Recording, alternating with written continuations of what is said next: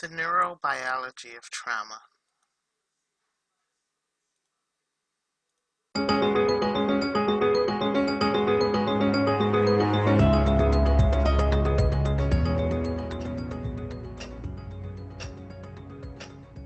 We need to take a statement so we can establish what happened on Saturday night.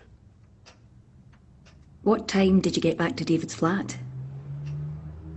What time? I don't know. Can you give us an estimate? I don't remember. Would your pals remember what time you left the club? He seemed nice.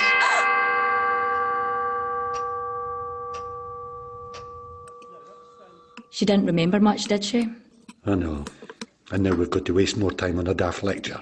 We know how to deal with victims. We've had years of experience. Well, some of us have had more years than others. I'm in my prime, I'll have you know. That'll be right.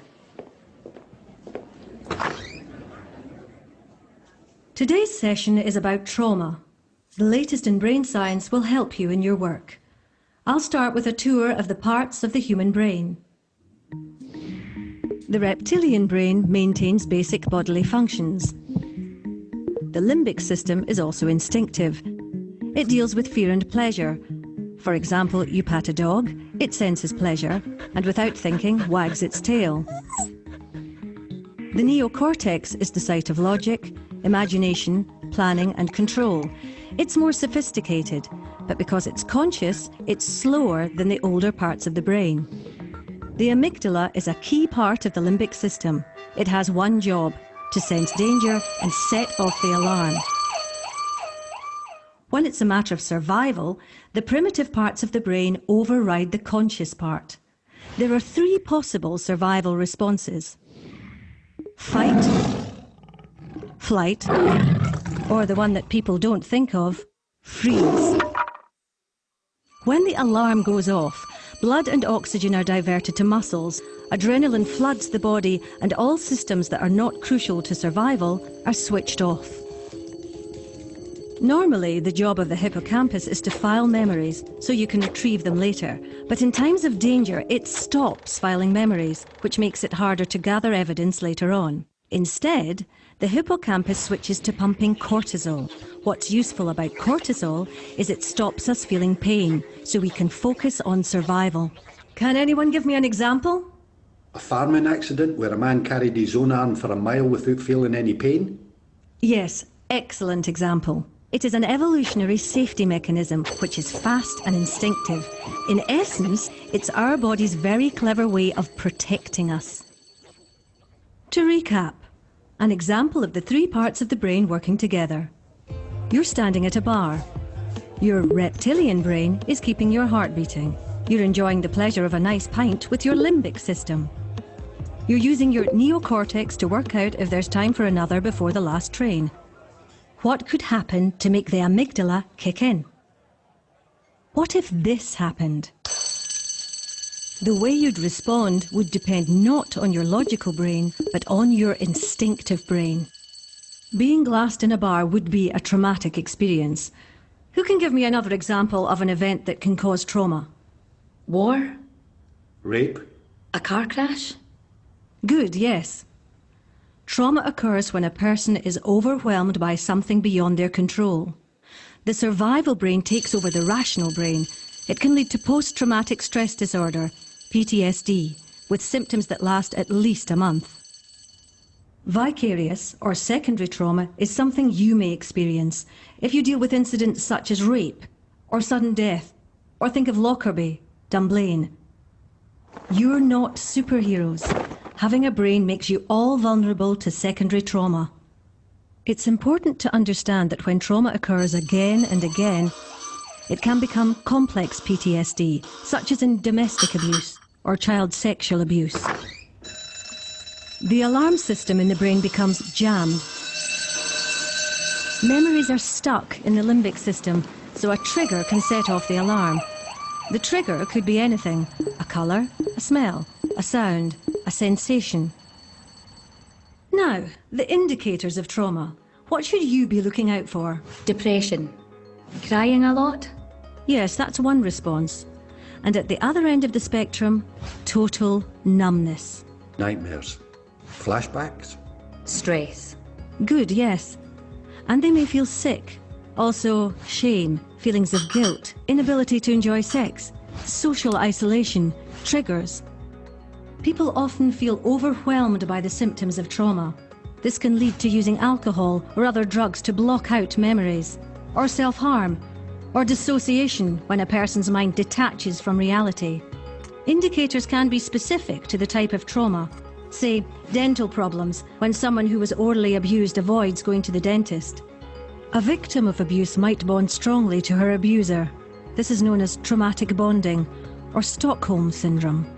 And jumbled up memory, when a person's normal recording of memories doesn't work. Can you recall any times you've seen that symptom? What time? I don't know. A traumatized person may not seem like her usual self, or may be hypervigilant, on edge, or being startled by everyday things.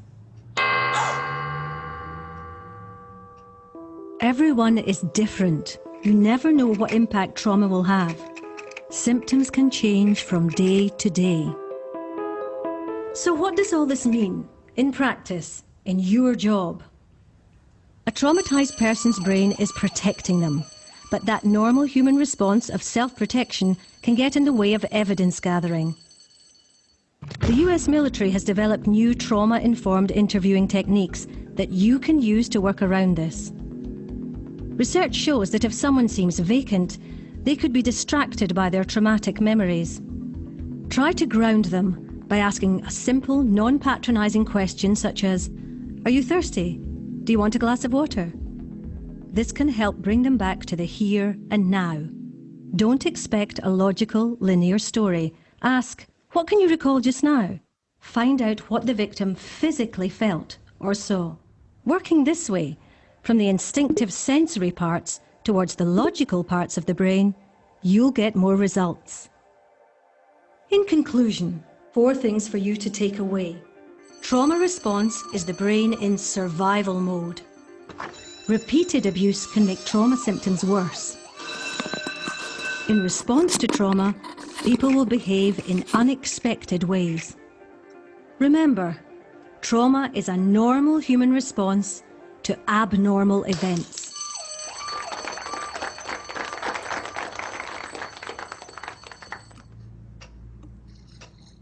We know that you've gone through a really painful experience, but we need to take a statement to understand what happened on Saturday night. Are you able to tell us anything that you remember about his flat? Anything at all? A dog. Barking. Are you able to remember any physical sensations or feelings that you had? Cigarette smoke. I can smell it now. What was going through your mind? I couldn't understand it. I just couldn't move, or even scream. To freeze is a perfectly normal response. So you start with the memories, you don't start at the beginning. You have to engage with feelings to get to the facts. Makes sense. Check you, Professor, getting all sciencey on us. Well, if it gets us usable evidence. There's life in the old dog yet. Oi.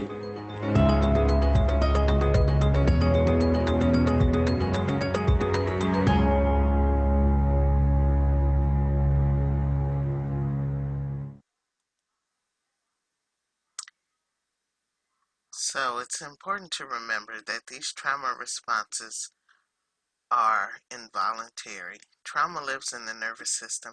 The body reacts to perceived danger before our thinking brain can accurately name what's going on.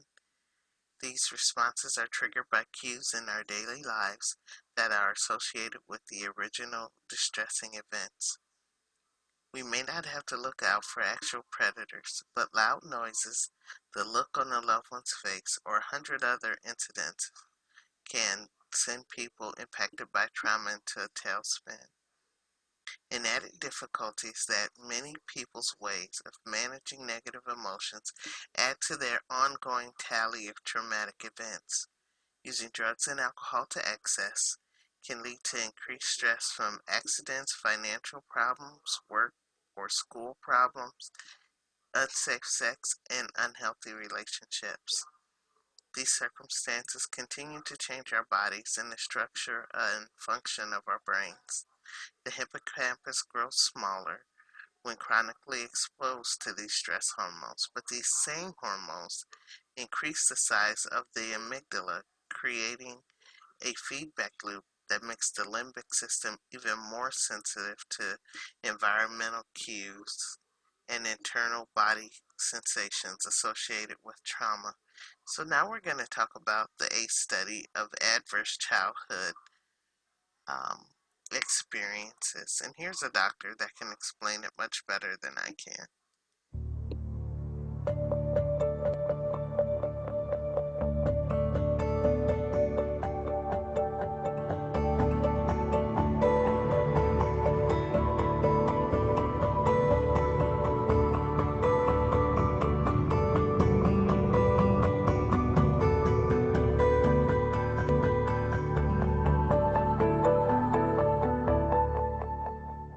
What the ACE study did is it sought to take a look at how childhood experiences influence neurodevelopment, the adoption of health risk behaviors and risk factors for preventable diseases.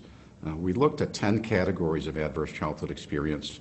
We looked at abuse, physical, emotional, and sexual abuse, childhood neglect, that included physical and emotional neglect, and what we call household dysfunction, which was growing up in households where there's mentally ill caregivers or mentally ill people in the home, household substance abuse, domestic violence, parental separation or divorce, or criminal behavior in the house. So those are the 10 categories of experiences that we called adversity.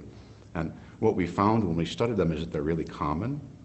And the second thing we found is that when there's one of those types of experiences in the life of a child, that there tends to be multiple others. So they're common, they're highly interrelated, they co-occur. And the third thing that we found is if you add up the number of categories of experience, that there is this cumulative impact of those experiences on the risk of public health problems. Many of the leading causes of death in the United States are somehow associated with ACEs, things like stroke, diabetes, risk factors for HIV/AIDS, cancers, and the behaviors that lead to those. We found that people who have high levels of adversity in their lives tend to die younger, so it causes premature mortality. And in terms of morbidity, probably the greatest impact on morbidity is in the area of substance abuse and mental health. I think it's very safe to say that ACEs are a leading cause of both mental health and substance abuse. And everywhere this has been studied, there's this very powerful relationship between childhood adversity, mental health problems of various sorts, and substance abuse problems of various sorts. At this point in time, the way states can use the ACEs surveillance data, I think, is to point out that these problems, the mental health and substance abuse problems that are so prevalent, are largely preventable, that they're not necessarily destiny or genetics, they have genetic components, but many of those problems are very experientially oriented, that the traumatic stress of abuse and neglect and other ACEs affect neurodevelopment in a way that leads to mental health and substance abuse problems. So I think the major thing is to say that much of what happens in mental health and substance abuse can be prevented if we can reduce the level of stress in children's lives.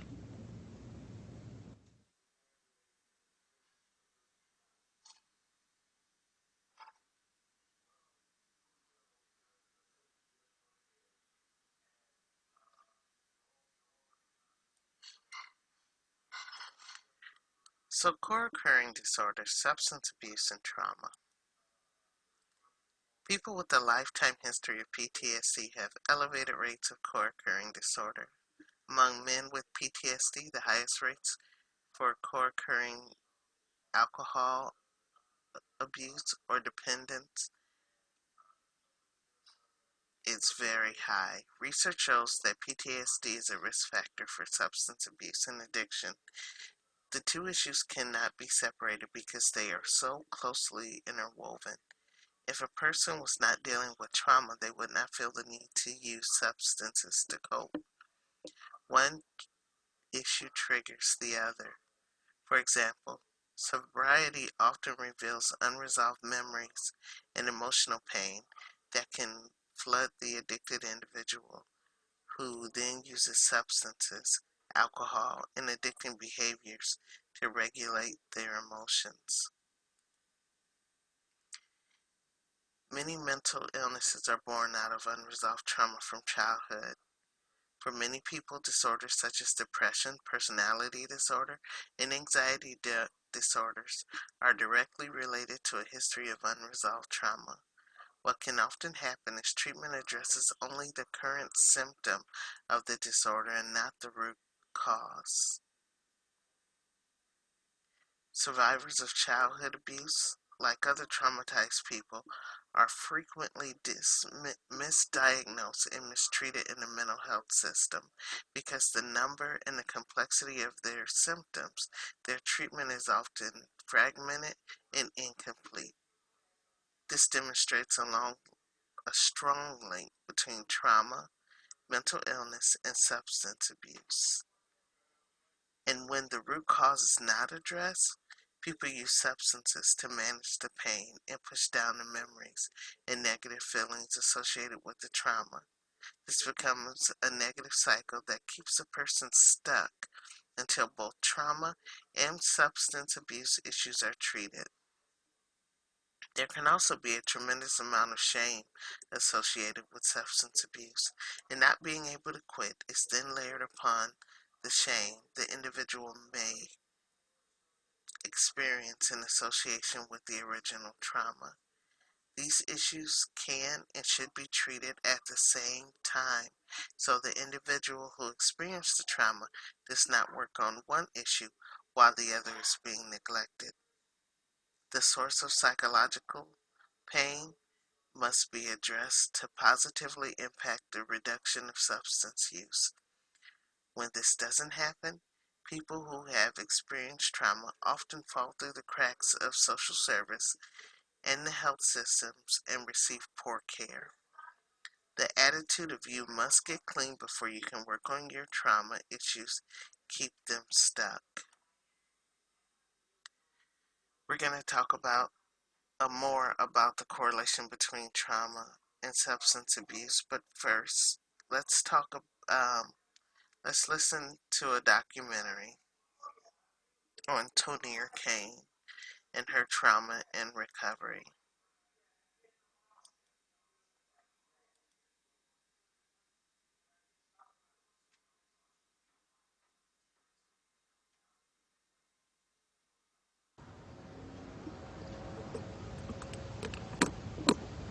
I'm about to go back into the Maryland Correctional Institution for Women to do a presentation for the inmates here.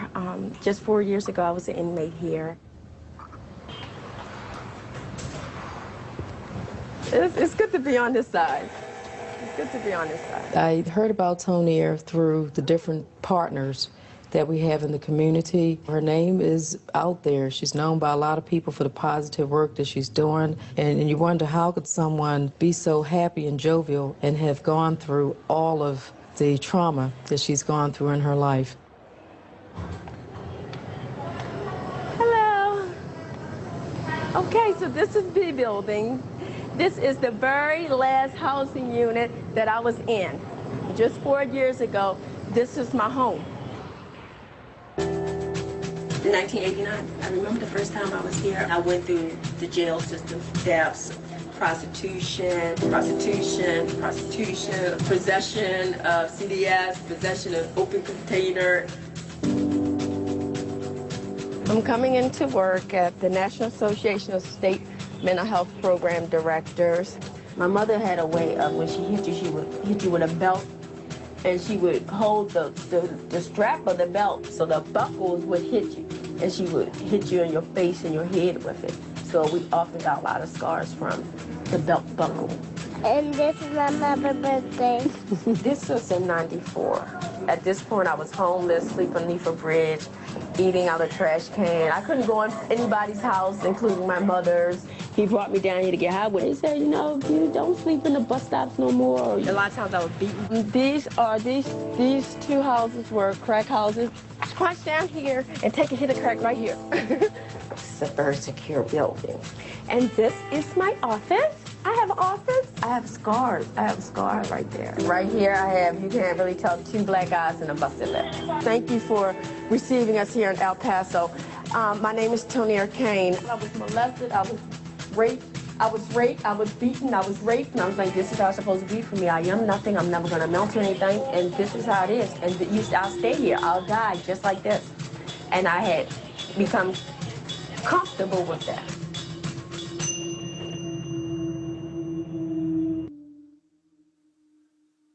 Please join me in welcoming Ms. Kane here to MCIW.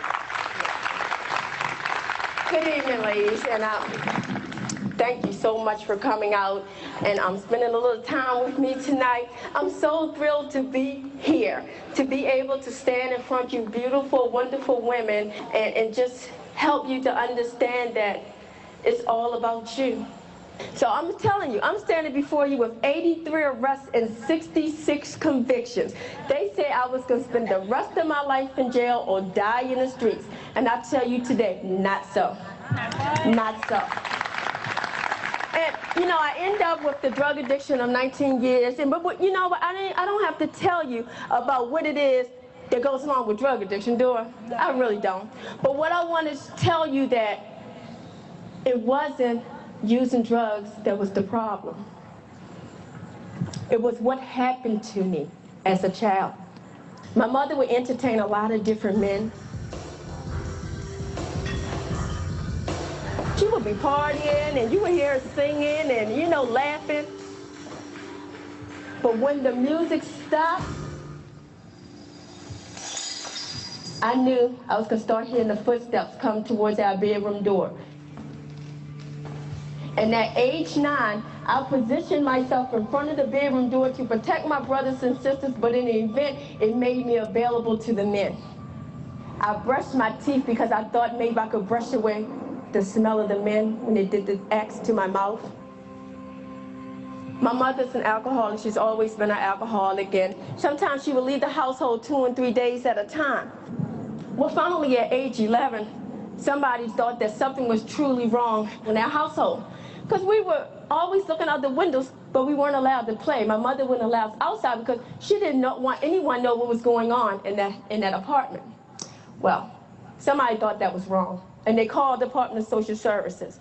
And when social service came into the household and seen the conditions we were living in, they immediately removed us from that household and put us into foster care.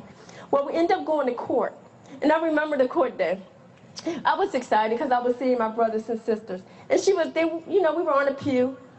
And in the front, my mother was there. She was crying. She was real upset. And sitting beside her, y'all, I don't know where they found him at, was my father. He was sitting there. Not to say I'm going to take my kids home with me, but to give reasons why he wasn't. So 9 family members was allowed to choose each and every one of them. And I ended up with my cousin. And she was a nurturing and good person. This is my cousin. She's actually my second cousin, but when I was growing up, I always thought she was my aunt because the older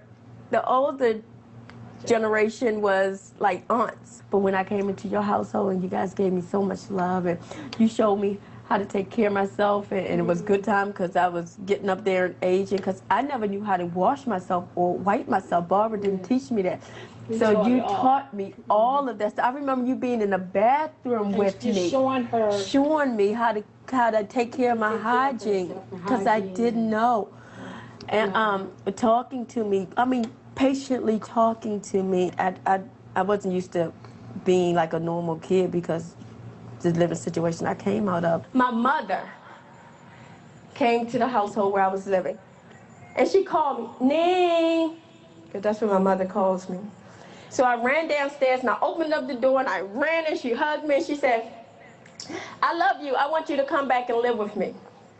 She told me she loved me, the words that I've been dying to hear from her. Within a week, she severely beat me in the middle of the street for trying to go to school. By then, she had 3 more kids. I realized she wanted a babysitter. She didn't want me back because she loved me. That's my mother over there in the white. I know, I'm just saying. I know you know though. That can't. I desperately need my mother to love me. Sometimes I will be tired and don't want to get high, but she want to get high, so I would go out and prostitute so she could get high, just so she could love me. I thought that I had to earn her love. And I thought if I go out and prostitute for some drugs, she'll be proud of me. And you know, and she would use the drugs and get mad because there's no more.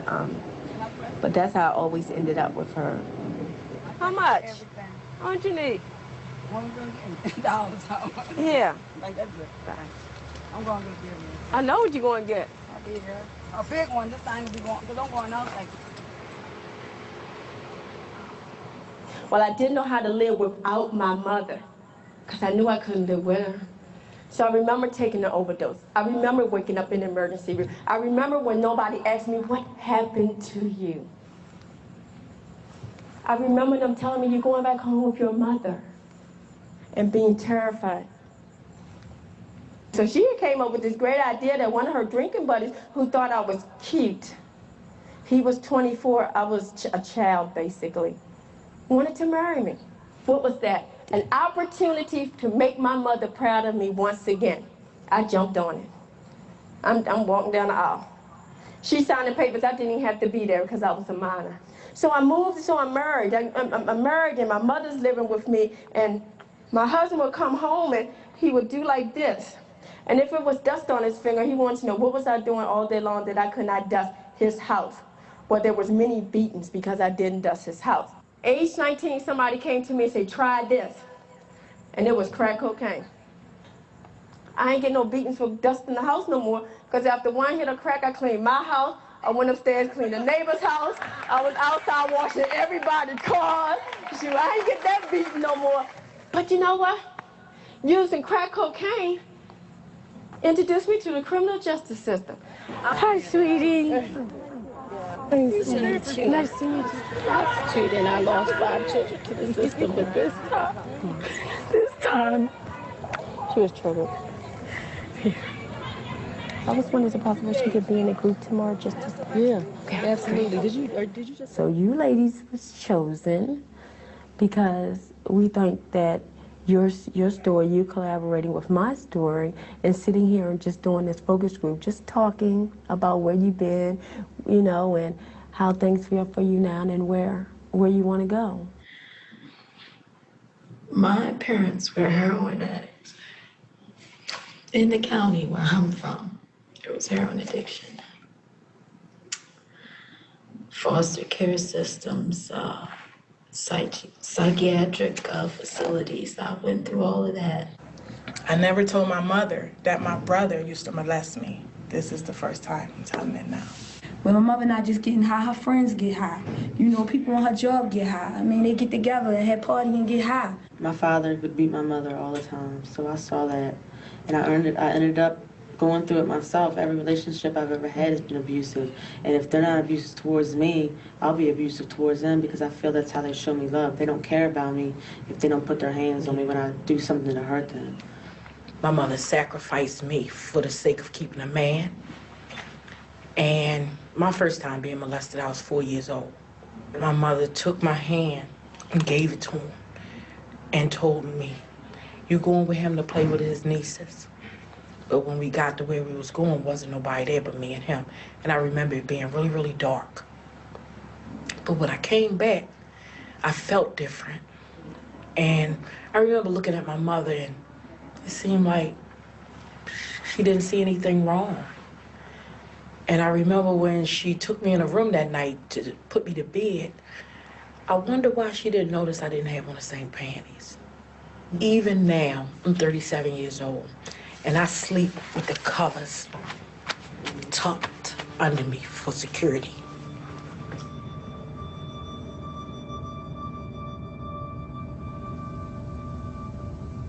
The 80% of our population has been traumatized. The trauma is the underlying reason and the basis that leads to the self-medication, the drug use, and then eventually landing in jail. But I didn't know how not to come back. I didn't know how to stay clean. And something inside of me just, I didn't have the motivation to want to be sober. Because I went back to my reality. Homelessness, putting myself in harm's way, staying with people that was gonna beat me and hurt me and stuff. Like, you know, so it was easy just drinking drugs. And unfortunately, it landed me right back here really quick. Up to 90% of individuals who are in the public mental health system have been victims of trauma. About 85% we know from Department of Justice of girls in the juvenile justice systems have been the victims of early physical or sexual abuse. About 97% of homeless women who have mental health issues have been the victims of trauma while they were on the streets. 87% have been the victims of early childhood abuse. Over 50% of women in substance use programs report histories of incest. I mean, it's just universal.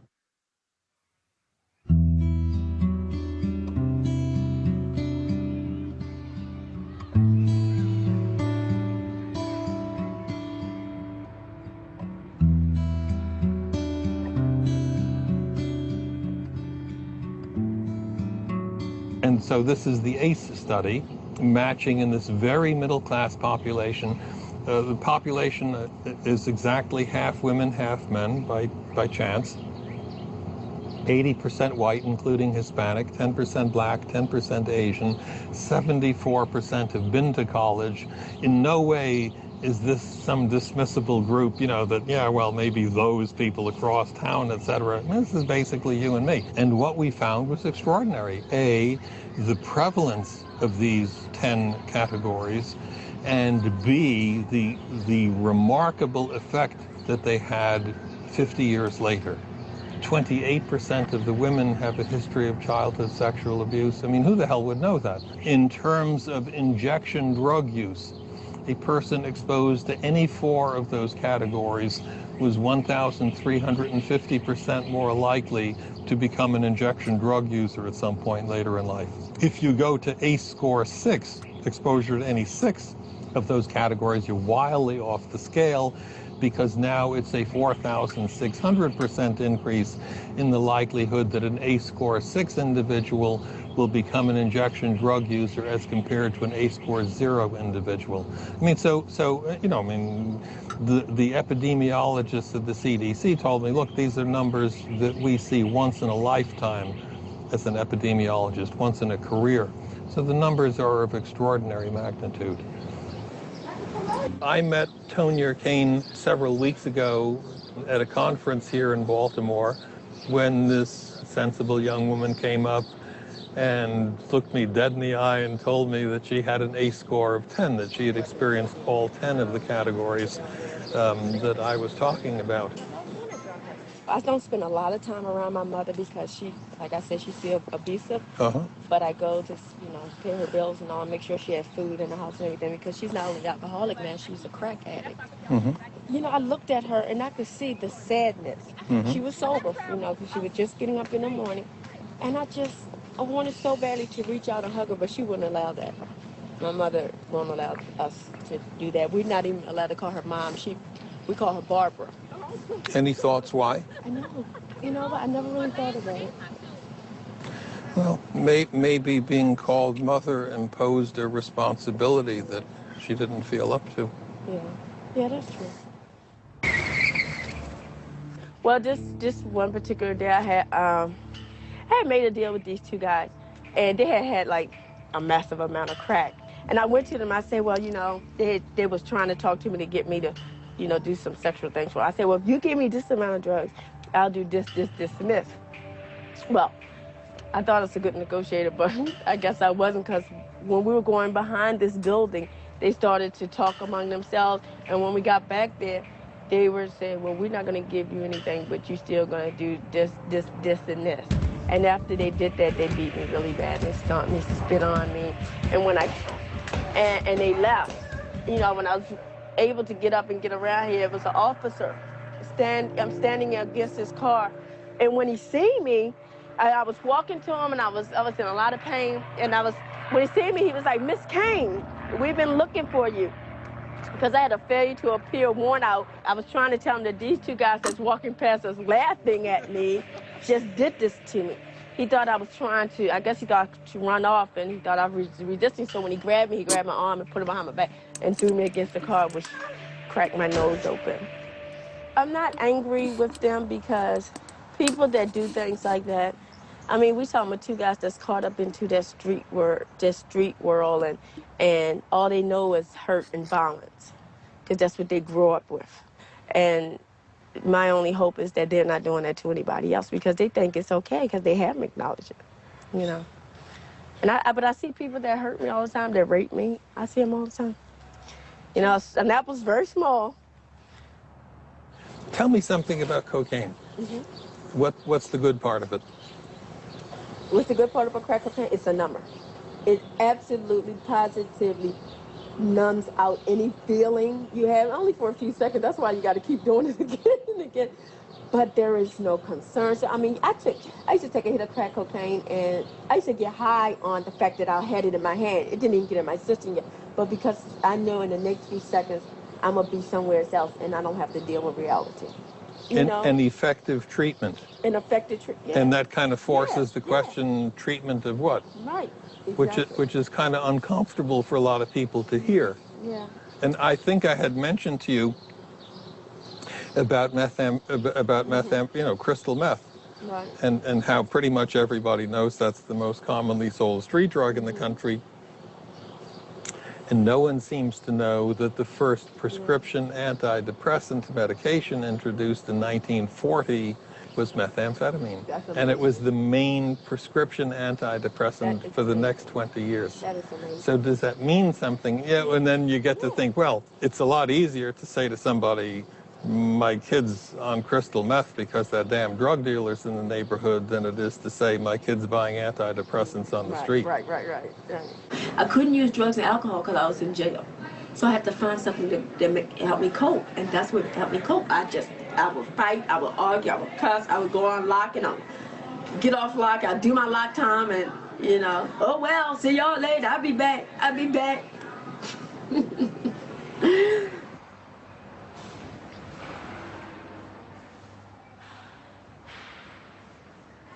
And I would mutilate myself, my thighs, my neck had cuts, my arms. And it wasn't to kill myself, just to get the pain out. That was just a way to express the trauma. I felt helpless. I felt powerless. And being a woman in a powerless situation, it brought trauma. Because the trauma came from those situations where as though I was taken advantage of and felt powerless. Do you mind, Kristen, do you mind if I see where you mutilate yourself? Can I see that? Because I know you showed before. What do you use? I would take and bust the glass out in my room and take the pieces of the glass and cut myself up, cut my neck. I would like break the toilet seat, break the glass out in the doors and the windows. Or I take a stapler, I take the staples out the bed. Or I took an eggshell one time. The hard on the eggshell, just to get that. Toni is an amazing woman, a passionate advocate, a great leader in the field, an amazing speaker. We've known each other for 5 years, back when I first met Toni, when she was at the Women's House of Correction in Jessup, and she was pregnant out to here. She now, as of yesterday, officially has become the team leader for the newly funded National Center for Trauma-Informed Care, which we couldn't be happier. Just a joy to be with, and when you hear her story, I think you're going to be absolutely as moved as I am every time I hear her as well. So for that, my friend, Toni Arcane. Thank you. Good afternoon, everyone. I'm so thrilled to be here in New York City. I'm down at Maryland Correctional Institution for Women for violation of parole. And I'm pregnant. And I'm terrified that I'm about to lose another child. And I remember running around and telling people about my fears. I don't want to lose my baby, and I'm going to have this baby. And they were telling me about this program called Tamar's Children. Well, they said, it works on your trauma. I said, well, I don't know what that is, but I know I got it. And it works on your addiction. I said, well, that's a given. Your mental health, yep, I'm crazy. You recover and you keep your baby with you. Perfect program for me, right? I was keeping my baby. And the first thing that someone said to me when I got to this program, the first session I had, my therapist told me, everything that happened to you as a child happened to you, you didn't do to yourself. And I believed her. And we started to work. See, because you good folks, Substance abuse, even some judges, even parole and probation, try to help me, try to give me some tools on how to live. But the good information was only surface. It couldn't get where it needed to get for me to get it rooted so I can build a foundation and grow from. So my belief system can change from I am nothing to I am somebody, and I can be anything I want in this world. It wasn't important. So you had to get it out of me to get the good information down there where it needed to be. My therapist, her first task was to help me to feel safe. Because without feeling safe, there was no healing for me. Everything that I needed, I was able to get from this program. I had someone to help me to understand parenthood, helping me to form a secure attachment with my child. I didn't know how to be a mother. I know how to give birth to a baby. And then she said, it's time to work on your children. No. I said, no. How do you heal from something that's still going on? Okay, my mother didn't love me as a child. She didn't show me love. Okay, that happened. That was then. I was raped, I was hurt, I was beat, I was raped, I was hurt, I was beat. Okay, that's happening no more. But my children are still living. They're still walking this earth somewhere, and I know nothing about them. How do you heal from that? And she said, you do, but not by yourself. So I had to talk about my daughter when she was only 10 days old, and when they came and they took her away from me and they put me in jail. And the way that my son looked when they grabbed him and he was crying, Mommy, don't let them take me. I had to remember that. I had to remember my son being picked up for the weekend and never brought back. And it was work.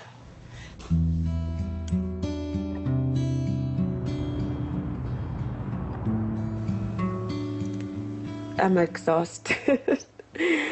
I've been on travel now for, it seems like 2 weeks straight, like maybe going home one day just to repack. I'm just ready to go home to my daughter now and hold her. I missed her a lot. And I've really been missing my children a lot lately. I guess, yeah, the holidays coming up. I always get like this near the holidays.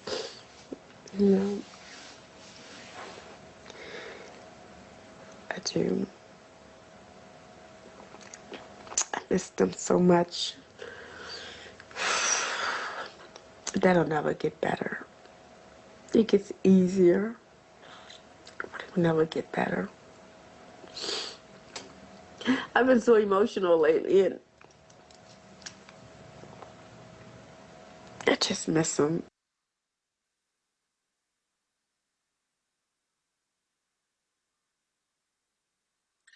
So we're going to stop right there. Tonier Kane is now a national speaker who goes around and lectures on trauma and healing. She posted on social media just this past Mother's Day that she now has a relationship with all of her children except for one. And so, there is hope, there is healing, and we as advocates play a huge role in that. And so, we're going to end this part of the training right here. If you have any questions or concerns, please don't hesitate to reach out to me. I'm always here for you. And next, we're going to talk about trauma recovery.